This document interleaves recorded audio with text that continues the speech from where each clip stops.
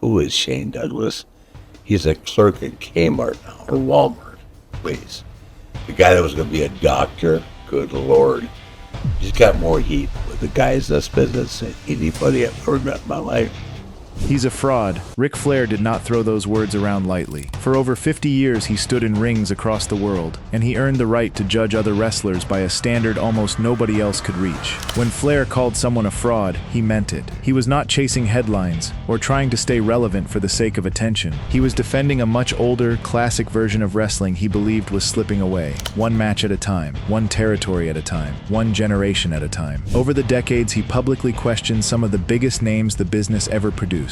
Champions, icons, executives, powerful men who filled entire stadiums, and quieter men who sat behind desks and signed the checks. His definition of greatness was completely different from everyone else's in the entire business. Built on the road, in sweaty locker rooms, and on countless nights when the sheer travel alone would have broken most ordinary people. Today you are going to see exactly why this happened, one name at a time, counting down from 10 to 1, until we reach the rivalry that defined his entire career and shaped how fans still argue about him decades later. Some of these 10 names you will already know extremely well from other wrestling documentaries. Others might genuinely surprise you. What connects every single one of them is Flair's refusal to hand out respect for free, no matter how big a star somebody had become in the eyes of the public. Before we get to the list, you need to understand where Ric Flair came from, because that explains everything that follows. Richard Morgan Flair trained under Vern Gagne, one of the toughest legitimate wrestling coaches in the country, a man who put young hopefuls through brutal amateur-style workouts before they ever set foot in front of a paying crowd. Flair rose through Jim Crockett Promotions and Mid-Atlantic Championship Wrestling, and eventually became the touring NWA World Heavyweight Champion. That title was not like a normal wrestling championship. It was closer to a punishing full-time job than a spotlight. The NWA champion had to fly into a different city almost every single night, work with the top local star in that particular territory, learn that opponent's strengths on the fly, and often wrestle a 60-minute time limit match known as a Broadway. There were no shortcuts and no easy nights, just pure stamina, real technical skill, and the ability to read a crowd with no script to fall back on when things went quiet. That grueling job shaped how Flair viewed the entire wrestling business for the rest of his life. To him, a genuine champion had to be able to work a long, physically demanding match with almost anybody, in almost any building, and make each one feel completely fresh. A genuine champion had to draw real money without leaning on a corporate marketing department to do the heavy lifting. A genuine champion had to protect the man standing across the ring from him, night after night, because a wrestler with a reputation for hurting people would eventually run out of opponents willing to work with him. And a genuine champion had to understand ring psychology, that quiet, patient art of building tension so the crowd feels every single near fall deep in their chest, before the finish even arrives. These 4 principles became Flair's personal measuring stick for every wrestler he ever shared a locker room with, and every wrestler he ever criticized in public. The first standard was work rate. Could a performer go for 45 minutes or a full hour using real wrestling mechanics, mat-based holds, structured comebacks, and organic pacing, rather than stringing together a handful of quick, explosive spots and hoping the crowd stayed excited? The second standard was drawing power, and Flair meant genuine drawing power, the kind that filled arenas across many completely different regions on its own merit, not power that only existed because a television network decided to push somebody hard week after week. The third standard was safety and cooperation inside the ring. Flair believed deeply in protecting your opponent, selling their offense with real conviction, and following the unwritten rules that kept an entire locker room professional and, frankly, employed. The fourth standard was ring psychology itself, the belief that patient, mat-based storytelling mattered far more than shock value, oversized bumps, or an impressive bodybuilder physique standing under the lights. Think about the difference between these two philosophies for a moment. The traditional NWA style favored by Flair relied on long aerobic matches, fluid improvisation, mat-based escapes, limb work, and a deep commitment to protecting the man across the ring, while still keeping the action believable. The newer, more hardcore style that grew popular through the 90s and beyond relied instead on short, explosive bump sequences, pre-planned high-risk weapon spots, and absorbing real physical punishment purely to generate a reaction from the crowd. Neither style was necessarily wrong on its own. one. They simply came from two completely different eras of the same business, built for two completely different kinds of audiences. But Flair, having spent his entire career inside the first system, judged almost everyone he encountered against it, sometimes fairly and sometimes not. Whenever Flair called somebody a fraud, whether in an autobiography, a home video shoot interview, or years later on a podcast, it almost always traced back directly to one, or several, of these four pillars. Keep them in mind as we count down the 10 men Ric Flair publicly criticized the hardest across his career,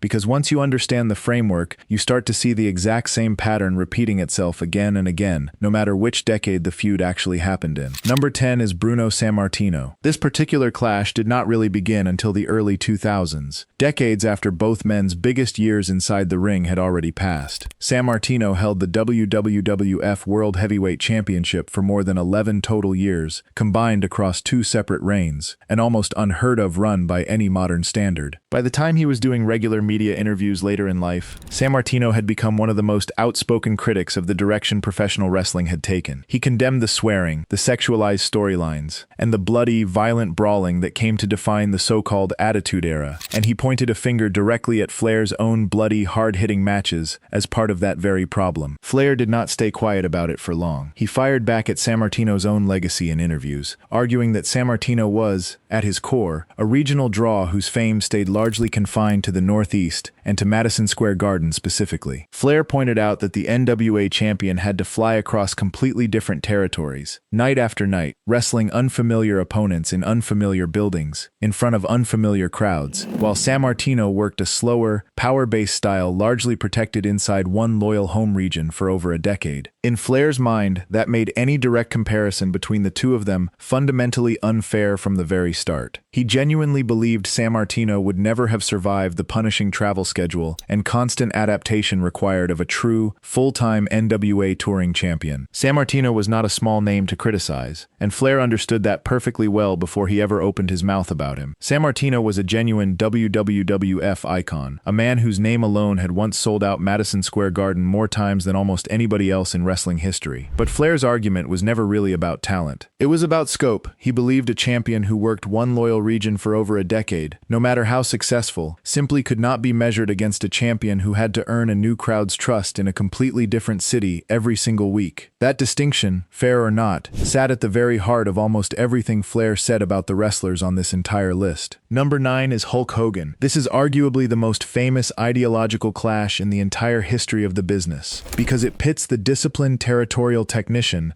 directly against the biggest global pop culture phenomenon professional wrestling has ever produced. For roughly 4 decades, the relationship between Flair and Hogan moved back and forth between grudging mutual respect and outright, very public hostility. When the criticism eventually became public, Flair focused his attention on two specific things. First, he argued Hogan was a fundamentally limited in-ring technician who could never work a grueling, hour-long athletic match the way NWA champions were routinely expected to. Instead, according to Flair, Hogan leaned heavily on a familiar, repeatable routine, dramatic posing for the crowd, and elaborate pyrotechnics to carry the emotional weight of his matches. Second, Flair resented what he genuinely saw as Hogan's considerable backstage political power during WCW's mid-90s run, claiming that Hogan used his influence over the booking committee to protect his own spot at the very top, often at the direct expense of veteran territorial workers who had spent decades paying their dues on the road. Hogan, for his part, always pointed straight back to the numbers whenever the criticism surfaced. Box office revenue, mainstream cultural reach far beyond wrestling itself, and pay-per-view buy rates were always his defense, and by nearly every one of those specific measures, Hogan clearly outpaced almost everybody in wrestling history, Flair included. What makes the Hogan rivalry so fascinating is that neither man was entirely wrong about the other. Hogan genuinely did carry professional wrestling into the mainstream, in a way nobody before him ever had, appearing in movies, cartoons, and magazine covers far beyond anything a typical NWA champion ever touched. Flair, meanwhile, genuinely could work a physically demanding match with almost anyone put in front of him, night after night, without ever needing the same level of outside spectacle. The two men were essentially arguing from two completely different definitions of success, and neither one was ever going to fully convince the other. Number 8 is Carlito. This particular feud is different from most of the others on this list, because it was never really about raw in-ring ability at all. It was about generational work ethic, plain and simple. Carlito Colon was a second-generation wrestler with obvious, natural talent, and WWE paired him closely with Flair during the mid-2000s, a partnership that eventually led to a genuine World Tag Team Championship reign together on television. But during one particular televised segment on Monday Night Raw, a moment that deliberately blurred the line between scripted storyline and real, lingering backstage frustration, Flair delivered an intense promo directly criticizing Carlito for what he called a lack of passion and personal complacency. Away from the cameras entirely, Flair expressed that exact same frustration in private conversations with people backstage. He genuinely felt that younger talent like Carlito took guaranteed contracts and secure roster spots for granted, without ever fully appreciating the daily grind that earlier generations of wrestlers had been forced to survive just to stay employed at all. In Flair's eyes, Carlito had inherited elite wrestling bloodlines and real, natural physical ability, but he lacked the obsessive drive that Flair firmly believed was absolutely required to reach, and then actually hold, genuine main event status over the long term. In a strange way, the Carlito situation reveals something important about how Flair viewed the entire modern era of wrestling contracts. In the old territorial system, a wrestler with no name value could be dropped from a town's card overnight if he was not drawing money. Guaranteed national contracts changed that reality completely, and Flair, who had lived through the older, harsher system for decades, sometimes struggled to hide his frustration with performers who never had to face that same daily pressure to prove themselves. Number 7 is Goldberg. Bill Goldberg came directly out of a professional football career and into WCW, and within roughly a single year he was pushed all the way to the WCW World Heavyweight Championship on the back of a long, dominant winning streak built almost entirely from short, explosive squash matches. Commercially speaking, it absolutely worked. Goldberg quickly became one of the single biggest draws of the entire Monday Night War era, but Flair viewed the whole situation through a far more critical lens than most fans did at the time. He publicly praised Goldberg's sheer physical intensity and openly acknowledged his genuine box office pull at the height of that push, but he also sharply criticized Goldberg's lack of any real formal wrestling training and what he saw as genuinely unsafe execution once matches went on inside the ring. Because WCW's booking team consistently protected Goldberg with quick, tightly pre-planned displays of raw power, Flair argued that Goldberg simply never developed the deep conditioning, defensive ring awareness, or technical versatility that a wrestler truly needs in order to safely carry a long, competitive main event match against a skilled opponent. To Flair, Goldberg stood as living proof that a promotion could manufacture a genuine star without ever actually building a properly trained, foundational wrestler underneath the character. It is worth noting that Flair's criticism of Goldberg was never really personal in the way some of his other feuds became. He rarely attacked Goldberg's character away from the ring, and he openly admitted the streak was great television. His concern sat entirely with the long-term safety of the locker room, and with what would happen the day the streak eventually ended, and Goldberg had to work a completely different kind of match against a completely different kind of opponent. Number 6 is Lex Luger. This particular feud carries a strange, complicated mix of genuine loyalty and lasting frustration, because Luger and Flair were actually teammates for years as members of the legendary Four Horsemen faction inside Jim Crockett Promotions. Flair clearly respected Luger as a person and as a performer, but he grew deeply frustrated watching Luger repeatedly try and struggle to develop into a fully independent main event attraction on his own. Flair's most famous line about Luger summed up the entire dynamic perfectly. He said Luger had $1 million body and a 10-cent brain for the wrestling business, specifically. Luger genuinely had the ideal physical prototype that promoters dream about, but according to Flair, he lacked the natural ring instincts and structural match awareness required to truly carry his own matches from start to finish. During their classic NWA World Heavyweight Championship series in the late 80s, Flair reportedly had to verbally direct Luger through their punishing 45-minute Broadways, essentially calling significant portions of the match step by step in real time, while the crowd had no idea it was happening. Flair ultimately saw Luger as someone who expected to be treated like a genuine main eventer purely because of how impressive he looked physically, rather than actually earning that spot through the kind of hard-won technical mastery Flair himself had spent years developing on the road, city after city, night after night. Despite the frustration, Flair never fully turned on Luger the way he did with some other names on this list. The two men had shared real history together as horsemen, traveling the same roads and watching each other's backs during some of the most competitive years in the entire territorial system. Flair's criticism of Luger always carried a strange undertone of disappointment rather than pure contempt, almost like a mentor frustrated that a talented student never quite finished the lesson. Number 5 is Mick Foley. This rivalry became one of the single most talked about disputes in modern wrestling literature, largely because of how publicly and how bluntly it played out in print. In his 2004 autobiography, titled To Be the Man, Flair wrote quite plainly that Mick Foley was ultimately a glorified stuntman. He argued that Foley relied heavily on extreme physical punishment, falling off the top of steel cages, absorbing unprotected chair shots directly to the head, and landing on thumbtacks scattered across the mat, essentially using all of that physical risk to cover for what Flair viewed as a genuine lack of fundamental wrestling mechanics and ring psychology underneath the hardcore spectacle. Foley had long held real documented respect for Flair's classic 80s work throughout his own career, and he took very real personal offense at being dismissed that way in a best-selling book. The tension eventually boiled over into an actual physical confrontation backstage between the two men in 2004, away from any cameras. WWE, sensing a genuine opportunity sitting right in front of them, leaned directly into that real-life animosity and built a full on-screen storyline around it, which ultimately led to a brutal and widely praised I Quit match between the two of them at SummerSlam 2006. Interestingly, over time, Flair softened his original, harsher criticism considerably, later publicly praising Foley's exceptional storytelling ability and his genuine, undeniable drawing power, which shows that even Flair's harshest early judgments were capable of shifting once time and reflection entered the picture. The Foley situation also shows how much the wrestling business itself had changed by the early 2000s, where Flair's generation built entire matches around careful pacing and mat-based storytelling. Foley's generation, shaped heavily by the hardcore boom of ECW and the Attitude Era, built entire matches around unpredictable physical risk. Both approaches drew enormous crowds in their own era, and the fact that Flair eventually softened his stance suggests he came to understand that drawing power could take more than one shape. Number 4 is the Ultimate Warrior, known outside the ring by his real name, Jim Hellwig. Of everyone appearing on this entire list, Flair's criticism of the Ultimate Warrior focuses most directly and most bluntly on raw in-ring competence and basic physical safety inside the ropes. As the touring NWA champion for years, Flair worked consistently with opponents who understood pacing, understood selling, and understood exactly how to protect their partner throughout a long match. The Ultimate Warrior, by sharp contrast, was elevated all the way to the top of the WWF almost entirely through an intimidating bodybuilder physique, an explosive full-speed sprinting entrance, and an intense, high-energy promo delivery that electrified crowds regardless of what happened once the bell actually rang. Flair has repeatedly and publicly named the Ultimate Warrior as one of the single most limited main event performers in the entire history of professional wrestling. He described Hellwig as lacking even basic aerobic stamina, frequently hyperventilating visibly during his own full-speed sprints to the ring before matches even began, and consistently refusing to sell his opponent's offense or genuinely cooperate once the match itself was underway. To Flair, the Ultimate Warrior represented everything he believed was wrong with corporate marketing overriding genuine wrestling craft. A performer built almost entirely on presentation and adrenaline, with, in Flair's view, almost no foundational ring skill supporting any of it underneath. Of all the criticisms on this entire list, the Ultimate Warrior comments are probably the ones Flair has repeated most consistently over the years, never really softening his position the way he eventually did with Foley. To Flair, safety inside the ring was never a small detail. It was the entire foundation the rest of the business was built on, and he viewed any performer who ignored that foundation as a genuine danger to everyone sharing the ring with them. Number 3 is Shane Douglas. This particular feud began in the early 90s during Douglas's time inside WCW, but it truly exploded into public view in August 1994, when Douglas won the NWA World Heavyweight Championship tournament inside Extreme Championship Wrestling. In one of the single most talked about unscripted moments in the entire history of professional wrestling, one that fans and historians still debate the exact motivations behind decades later, Douglas threw the actual, physical NWA title belt straight down onto the mat in front of a stunned crowd, publicly renounced the NWA's long-standing traditions on the spot, and declared the ECW World Heavyweight Championship the only truly legitimate world title left that mattered. From that moment forward, Douglas built his entire franchise persona around aggressive, pointed promos aimed directly at Flair by name, repeatedly calling him a washed-up, self-serving politician who deliberately blocked younger talent from ever getting a fair main event opportunity anywhere in the business. Flair's response to all of it remained remained consistently dismissive throughout. He categorized Douglas publicly as a permanent mid-card talent who lacked the emotional composure, sustained work ethic, and genuine box office appeal needed to hold down a real top spot in either the NWA or the WWF long-term. Flair firmly believed Douglas had built his entire public reputation off attacking Flair's own name and legacy, rather than actually earning that same recognition through his own accomplishments and drawing power inside the ring. What made the Douglas feud sting so much inside the industry was the timing. Douglas's title throw happened at almost the exact moment the old NWA system was already fading from national relevance, and Flair, as one of the last great NWA champions still active, took the symbolic rejection personally in a way he rarely showed toward younger talent criticizing him. Number 2 is Eric Bischoff, and this particular feud turns personal in a completely different way from anything else on this list, because it involves real, documented legal action, not just harsh words exchanged in interviews. The conflict itself began during Bischoff's time as executive vice president of WCW throughout the late 90s. Things reached an undeniable breaking point in April 1998, when Bischoff personally authorized a breach of contract lawsuit against Flair, after Flair missed a live broadcast of WCW Thunder in Tallahassee, Florida, specifically in order to watch his own son Reed compete in a high school wrestling tournament back home. That single legal action ultimately led to Flair being suspended entirely off-air for a full 5 months, during which time Bischoff publicly criticized him on national television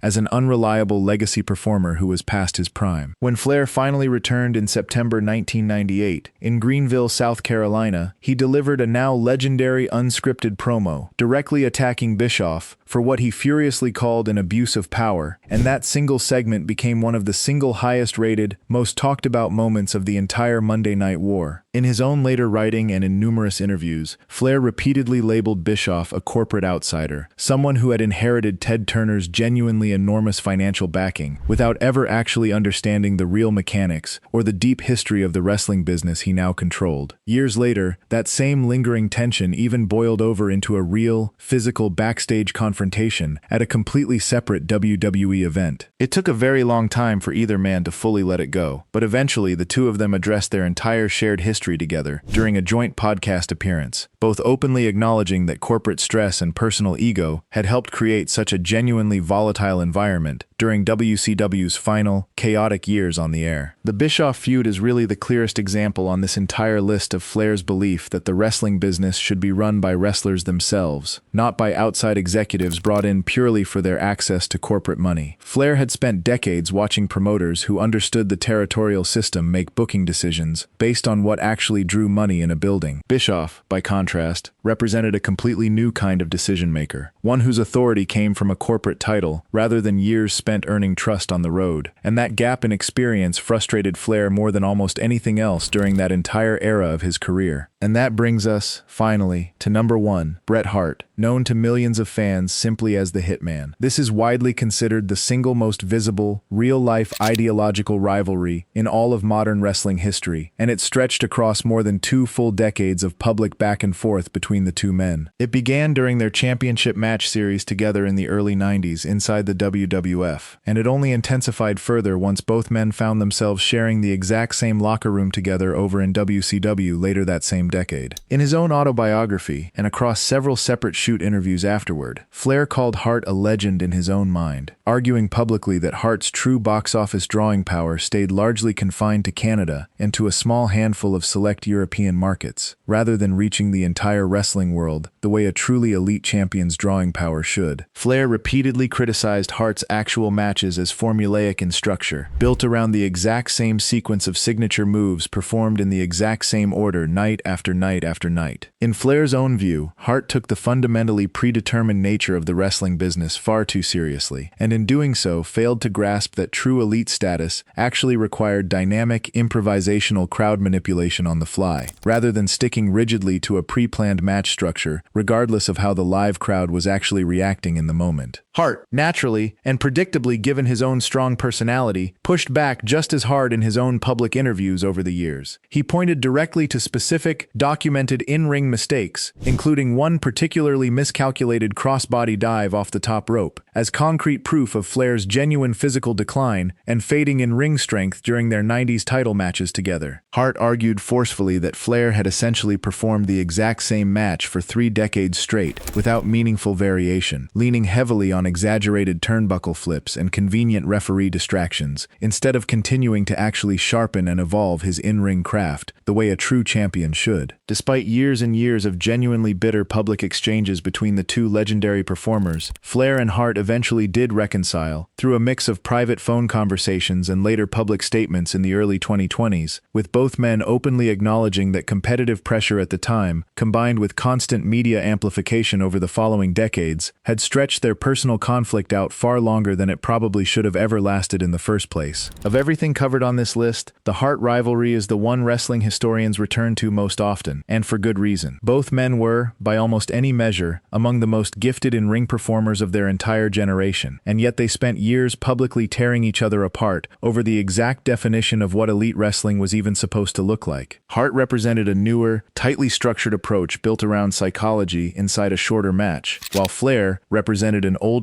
looser, more improvisational approach built around stretching a match out across a full hour. Neither approach was objectively wrong, but both men spent years insisting theirs was the only real one. Looking back across all 10 of these very different rivalries, a clear and consistent pattern starts to emerge, and honestly it says just as much about the wrestling business itself as it does about any single performer named on this list. Before we move into the final part of this story, it helps to zoom all the way out and look at the wrestling industry as a whole, because none of these 10 feuds happened in a vacuum. Professional wrestling spent decades built almost entirely on a decentralized territorial system, loosely overseen by the National Wrestling Alliance, where individual regional promoters controlled their own towns, their own television deals, and their own homegrown stars. Over time, that entire structure slowly collapsed into a single, centralized national industry increasingly dominated by large media conglomerates, chasing bigger and bigger television ratings. Ric Flair came up entirely inside that older territorial world, and honestly, every single one of his public criticisms across this entire list reflects that specific background in some meaningful way. Whether he was directly targeting the Ultimate Warrior and Goldberg for relying on manufactured booking decisions instead of genuine ground-up training, or targeting Bret Hart and Bruno Sammartino for succeeding brilliantly within one specific region, rather than proving themselves across an entire national touring circuit, Flair kept applying that exact same demanding measuring stick to absolutely everyone he came across, regardless of era or promotion. It is worth pausing here to notice something interesting about Flair's language whenever he discussed Hart and Sammartino specifically. He rarely denied their talent outright. He almost always acknowledged that both men were excellent technical performers in their own right. His actual complaint sat entirely with scope and geography, not skill. That distinction mattered a great deal to Flair, because in his mind, being a great wrestler and being a great touring champion were simply not the same accomplishment, and collapsing the two together, in his view, gave certain performers credit for something they had genuinely never been tested on. His separate feuds with executives told a somewhat different story, one built far more around power itself than around actual in-ring performance. Eric Bischoff represented raw corporate authority backed by genuinely enormous outside capital, someone able to use lawsuits and suspensions to directly control an entire locker room, rather than earning genuine respect through actual in-ring performance, the way Flair always insisted was the proper path. Hulk Hogan represented backstage political influence in a slightly different form, the practical ability to shape an entire promotion's creative direction from a position of real leverage rather than pure, undeniable wrestling ability alone. Flair genuinely saw both men as direct threats to a system where the toughest, most well-rounded worker was always supposed to rise naturally to the very top, based on merit alone, night after night, city after city. This same territorial thinking explains why Flair judged drawing power so differently from how most modern fans measure it today. In the touring NWA system, a champion's box office value was tested constantly, in dozens of different buildings, in front of dozens of completely different regional crowds, none of whom had any built-in loyalty to him going in. A performer protected by one strong home region or by a national television push behind them never had to pass that same test, That is precisely why Flair kept measuring both Bret Hart and Bruno Sammartino against that touring standard, regardless of how successful either man clearly was within their own specific spheres of influence. Then there were the specific wrestlers Flair believed had real, undeniable physical tools, but who ultimately never developed the crucial mental side of the business the way he thought they should have. Shane Douglas had genuinely strong microphone skills and real charisma, but in Flair's honest opinion, he lacked the internal toughness required to handle sustained main event pressure over the long haul, choosing bitterness and shoot-style rants against Flair instead of quietly proving himself in the ring. Lex Luger had an absolutely incredible physical prototype that any promoter would want, but he needed constant, ongoing in-ring direction because he simply never built true, independent match awareness on his own across all those years. The disagreements themselves eventually became part of wrestling history in their own right. The bitterness, the lawsuits, the shoot interviews, and eventually every one of the reconciliations all became separate threads woven into the very same larger story, one where the entire sport grew genuinely richer, precisely because these larger-than-life personalities refused to simply agree with each other and quietly move on. Ric Flair spent his entire life pushing everyone around him to meet an almost impossible standard. And whether people ultimately met that standard or not, professional wrestling is undeniably more interesting today because he never once stopped asking the question. From the dusty territorial arenas of the 1970s to the modern podcast studios where these same old arguments now get replayed for a completely new generation of fans, the through line never really changed. Flair believed wrestling was an athletic art form built on sacrifice, endurance, and respect earned the hard way, and every single name on this list, for better or worse, forced him to defend exactly what that belief actually meant.